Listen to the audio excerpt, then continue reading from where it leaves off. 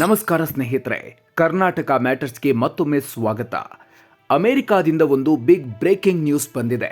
ಸದಾ America first ಅಂತ ಇದ್ದ ವಲಸಿಗರ ವಿರುದ್ಧ ಉರಿದು ಬೀಳ್ತಾ ಇದ್ದ ಡೊನಾಲ್ಡ್ ಟ್ರಂಪ್ ಇದೀಗ H1B ವೀಸಾ ವಿಚಾರದಲ್ಲಿ ಸಂಪೂರ್ಣ ಉಲ್ಟಾ ಹೊಡೆದಿದ್ದಾರೆ. ಅಮೆರಿಕಾದಲ್ಲಿ ಪ್ರತಿಭಾವಂತರಿಲ್ಲ, ಇದು ಬೇರಾರೋ ಹೇಳಿದ ಮಾತಲ್ಲ, ಸ್ವತಃ ಡೊನಾಲ್ಡ್ ಟ್ರಂಪ್ ಅವರೇ ಆಡಿರುವ ಮಾತು. ಹಾಗಾದ್ರೆ ಟ್ರಂಪ್ ಅವರ ಈ ಹಠಾತ್ ಬದಲಾವಣೆಗೆ ಕಾರಣ ಏನು?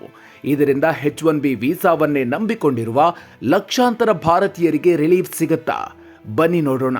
ಅದಕ್ಕೂ ಮೊದಲು ನೀವಿನ್ನೂ ನಮ್ಮ ಕರ್ನಾಟಕ ಮ್ಯಾಟರ್ಸ್ ಚಾನೆಲ್ಗೆ ಸಬ್ಸ್ಕ್ರೈಬ್ ಆಗಿಲ್ಲ ಅಂದರೆ ಈಗಲೇ ಸಬ್ಸ್ಕ್ರೈಬ್ ಆಗಿ ಬೆಲ್ ಐಕಾನ್ ಪ್ರೆಸ್ ಮಾಡೋದನ್ನು ದಯವಿಟ್ಟು ಮರಿಬೇಡಿ. ಸ್ನೇಹಿತರೆ, ನಿಮಗೆಲ್ಲ ಗೊತ್ತಿರಬಹುದು, ಅಮೆರಿಕದಲ್ಲಿರುವ ಭಾರತೀಯರು ಸೇರಿದಂತೆ ವಿದೇಶಿಗರನ್ನ ಹೊರ ಹಾಕೋದಿಕ್ಕೆ ಡೊನಾಲ್ಡ್ ಟ್ರಂಪ್ ಫುಲ್ ಟೈಮ್ ಉದ್ಯೋಗ ಮಾಡಿಕೊಂಡಿದ್ರು.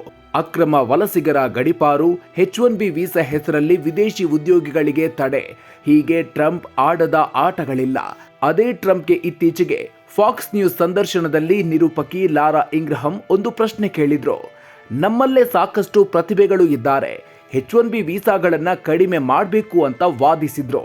ಆದರೆ ಇದಕ್ಕೆ ತಕ್ಷಣ ಉತ್ತರಿಸಿದ ಟ್ರಂಪ್, ಇಲ್ಲ, ನಮ್ಮಲ್ಲಿ ಪ್ರತಿಭೆ ಇಲ್ಲ ಅಂತ ಕಡ್ಡಿ ಮುರಿದಂತೆ ಹೇಳಿದ್ರು. ಅಷ್ಟೇ ಅಲ್ಲ, ಕೆಲವು ನಿರ್ದಿಷ್ಟ ಕ್ಷೇತ್ರಗಳಲ್ಲಿ ಅತ್ಯಗತ್ಯವಾದ ನೈಪುಣ್ಯತೆ ನಮ್ಮಲ್ಲಿಲ್ಲ, ಹೊರಗಿನಿಂದ ಪ್ರತಿಭೆಗಳನ್ನ ತರಲೇಬೇಕು ಅಂತ ಟ್ರಂಪ್ ತಮ್ಮ ನಿಲುವನ್ನ ಬಲವಾಗಿ ಸಮರ್ಥಿಸಿಕೊಂಡ್ರು. ಅರೆ, ಟ್ರಂಪ್ ಯಾಕೆ ಹೀಗೆ ಏಕಾಏಕಿ ಪ್ಲೇಟ್ ಬದಲಿಸಿದ್ರು ಅಂತ ನಿರೂಪಕಿ ಅರೆಕ್ಷಣ ಗೊಂದಲಕ್ಕೊಳಗಾದ್ರು.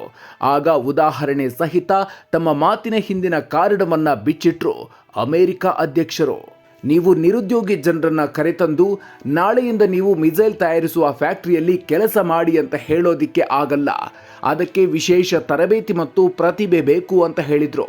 ಅಷ್ಟೇ ಅಲ್ಲ, ಜಾರ್ಜಿಯಾದಲ್ಲಿ ಬ್ಯಾಟರಿ ತಯಾರಿಸುವ ದಕ್ಷಿಣ ಕೊರಿಯಾದ ನೌಕರರ ಉದಾಹರಣೆ ನೀಡಿ, ಬ್ಯಾಟರಿ ತಯಾರಿಕೆ ಅನ್ನೋದು ತುಂಬಾ ಸಂಕೀರ್ಣವಾದ ಮತ್ತು ಅಪಾಯಕಾರಿ ಕೆಲಸ, ಇಂಥ ಸೂಕ್ಷ್ಮ ವಲಯಗಳಿಗೆ ನುರಿತ ವಿದೇಶಿ ಪ್ರಜೆಗಳು ಬೇಕೇ ಬೇಕು ಅಂತ ಟ್ರಂಪ್ ವಾದಿಸಿದ್ರು.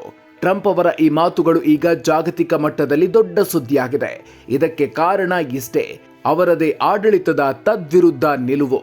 ಒಂದೆಡೆ ಟ್ರಂಪ್ ಟ್ಯಾಲೆಂಟ್ ಬೇಕು ಅಂತಿದ್ದಾರೆ, ಆದರೆ ಇನ್ನೊಂದೆಡೆ ಅವರದೇ ಸರ್ಕಾರ H1B ವೀಸಾ ವಿರುದ್ಧ ಸಮರ ಸಾರಿದೆ. ಮೊದಲನೇದಾಗಿ, ಸೆಪ್ಟೆಂಬರ್ನಲ್ಲಿ ಹೊಸ H1B ವೀಸಾ ಅರ್ಜಿಗಳ ಮೇಲೆ ಬರೋಬ್ಬರಿ $1,00,000 ಭಾರಿ ಶುಲ್ಕ ವಿಧಿಸಲಾಗಿದೆ. ಎರಡನೇದಾಗಿ, ಅಮೆರಿಕ ಕಾರ್ಮಿಕ ಇಲಾಖೆ ಪ್ರಾಜೆಕ್ಟ್ ಫೈರ್ವಾಲ್ ಹೆಸರಲ್ಲಿ H1B ವೀಸಾ ದುರುಪಯೋಗದ ವಿರುದ್ಧ ಬರೋಬ್ಬರಿ 175 ತನಿಖೆಗಳನ್ನು ಆರಂಭಿಸಿದೆ. ಕಡಿಮೆ ಸಂಬಳ, ಅಸ್ತಿತ್ವದಲ್ಲಿಲ್ಲದ ವರ್ಕ್ ಸೈಟ್ಗಳಂತ ವಂಚನೆಗಳನ್ನು ಪತ್ತೆ ಹಚ್ಚೋದಕ್ಕೆ ಹೊರಟಿದೆ. ಮೂರನೆಯದಾಗಿ, ಫ್ಲೋರಿಡಾ ಗವರ್ನರ್ ರಾನ್ ಡೆಸಾಂಟಿಸ್ ರಾಜ್ಯದ ಯೂನಿವರ್ಸಿಟಿಗಳಲ್ಲಿ H1B ವೀಸಾ ಬಳಕೆಯನ್ನು ನಿಲ್ಲಿಸಲು ಆದೇಶಿಸಿದ್ದಾರೆ. ಇದನ್ನ ಅಗ್ಗದ ಕಾರ್ಮಿಕ ಪದ್ಧತಿ ಅಂತ ಕಿಡಿಕಾರಿದ್ದಾರೆ. ಸ್ವತಃ ವೈಟ್ ಹೌಸ್ ಕೂಡ ಅಮೆರಿಕನ್ ವರ್ಕರ್ಸ್ ಫಸ್ಟ್ ಅನ್ನೋ ನೀತಿಗೆ ನಾವು ಬದ್ಧ ಅಂತ ಪದೇ ಪದೇ ಹೇಳ್ತಲೇ ಇದೆ. ಆದರೆ ಟ್ರಂಪ್ ಈಗ ಬೇರೆಯದೇ ಮಾತುಗಳನ್ನಾಡಿದ್ದಾರೆ. ಈ ಮೂಲಕ ದೊಡ್ಡ ಗೊಂದಲ ಸೃಷ್ಟಿಯಾಗಿದೆ. ಟ್ರಂಪ್ ಅವರ ಈ ಗೊಂದಲಕಾರಿ ನಿಲುವು ನೇರವಾಗಿ ಪರಿಣಾಮ ಬೀರೋದು ಭಾರತೀಯರ ಮೇಲೆ. ಕಾರಣ ಇಷ್ಟೇ, 2024ರಲ್ಲಿ ಮಂಜೂರಾದ ಒಟ್ಟು H1B ವೀಸಾಗಳಲ್ಲಿ 70%ಕ್ಕಿಂತ ಹೆಚ್ಚು ವೀಸಾಗಳನ್ನು ಬಾಚಿಕೊಂಡಿರೋದು ಭಾರತೀಯ ನೌಕರರೇ. ಅಮೆರಿಕಕ್ಕೆ ಬೇಕಾದ ಅತಿ ಹೆಚ್ಚು ನುರಿತ ವಲಸಿಗರು ಇರೋದು ಭಾರತದವರೇ. ಹೀಗಾಗಿ ಅಮೆರಿಕ ಸರ್ಕಾರ ಆಗಲಿ ಟ್ರಂಪ್ ಆಗಲಿ H1B ವೀಸಾ ವಿಚಾರದಲ್ಲಿ ಏನೇ ನಿರ್ಧಾರ ತೆಗೆದುಕೊಂಡ್ರೂ ಅದು ಭಾರತೀಯರ ಮೇಲೆ ನೇರ ಪರಿಣಾಮ ಬೀರುತ್ತೆ.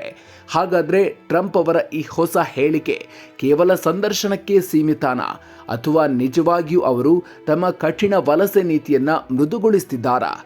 ಒಂದೆಡೆ ಅವರದ್ದೇ ಸರ್ಕಾರ ತನಿಖೆ, ದಂಡ, ಶುಲ್ಕ ಏರಿಕೆ ಅಂತ ಬಿಗಿ ಪಟ್ಟು ಹಿಡಿದಿದ್ರೆ, ಸ್ವತಃ ಟ್ರಂಪ್ ಅವರೇ ಮಿಸೈಲ್ ಮಾಡೋಕೆ, ಬ್ಯಾಟರಿ ಮಾಡೋಕೆ ಹೊರಗಿನ ಪ್ರತಿಭೆ ಬೇಕು ಅಂತಿದ್ದಾರೆ. ವೀಸಾಕ್ಕಾಗಿ ಕಾಯ್ತಾ ಇರುವ ಲಕ್ಷಾಂತರ ಭಾರತೀಯ ಟೆಕ್ಕಿಗಳಿಗೆ ಇದರಿಂದ ನಿಜವಾಗಿಯೂ ರಿಲೀಫ್ ಸಿಗುತ್ತಾ, ಅಥವಾ ಇದು ಕೂಡ ಇನ್ನೊಂದು ರಾಜಕೀಯ ಹೇಳಿಕೆಯಾ? ಕಾದು ನೋಡಬೇಕಾಗಿದೆ. ಈ ಬಗ್ಗೆ ನಿಮ್ಮ ಅಭಿಪ್ರಾಯ ಏನು? ಮುಂದಿನ ದಿನಗಳಲ್ಲಿ H1B ವೀಸಾ ನಿಯಮ ಬದಲಾಗುತ್ತಾ? ಟ್ರಂಪ್ ನಿಜಕ್ಕೂ ನಿಲುವು ಬದಲಿಸ್ತಾರಾ? ನಿಮ್ಮ ಅಭಿಪ್ರಾಯವನ್ನು ಕಾಮೆಂಟ್ ಮಾಡಿ ತಿಳಿಸಿ. ಈ ವಿಡಿಯೋ ಇಷ್ಟ ಆಗಿದ್ರೆ ಲೈಕ್ ಮಾಡಿ ಹಾಗೂ ನಿಮ್ಮ ಸ್ನೇಹಿತರೊಂದಿಗೆ ಶೇರ್ ಮಾಡಿ. ಮುಂದಿನ ವಿಡಿಯೋದಲ್ಲಿ ಮತ್ತೊಂದು ಇಂಟ್ರೆಸ್ಟಿಂಗ್ ಟಾಪಿಕ್ ಜೊತೆಗೆ ಸಿಗೋಣ. ಅಲ್ಲಿವರೆಗೂ ನಮಸ್ಕಾರ.